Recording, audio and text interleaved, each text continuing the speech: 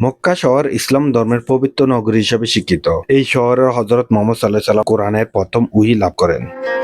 সাফা ও মারওয়া শেষে মসজিদ আল হারাম থেকে বাইর হলে মক্কা শহরের বিশেষ কিছু বৈশিষ্ট্য চোখে পড়ে। এলাকাটি গভীর শান্তির পরিবেশে বিরাজমান। মুসল্লিরা নামাজ শেষে ধীরে ধীরে মসজিদ আল হারাম থেকে বাইর হতে থাকে। মক্কা শহর তখন অনেকটা শুনশান এবং শান্ত থাকে।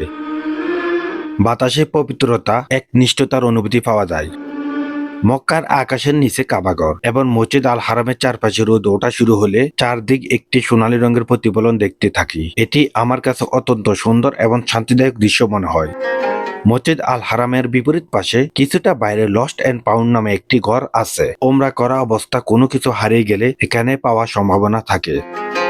মসজিদ আল হারাম থেকে বাইর হওয়ার জন্য প্রধান 4টি গেট থাকলেও এই গেটটি আরামদায়ক।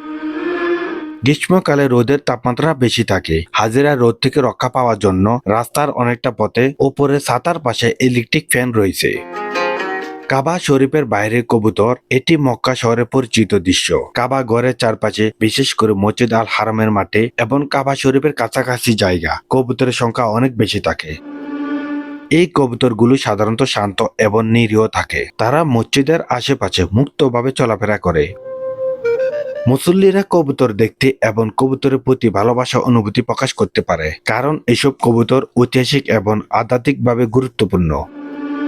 মুসল্লিরা কবুতরের প্রতি সহানুভূতি এবং শ্রদ্ধা প্রদর্শন করে, তবে কবুতর শিকার বা বিরক্ত করা উচিত নয়। এটা হলো মিনা, যা তাঁবুর শহর বলে পরিচিত। মিনা হলো মক্কা শহরের পাশাপাশি এলাকা। এটি মক্কা থেকে আরাফাতের দিকে যাওয়ার সড়কের পাশে অবস্থিত। মক্কা থেকে এর দূরত্ব 5 কিলোমিটার। এর আয়তন প্রায় 20 বর্গ কিলোমিটার।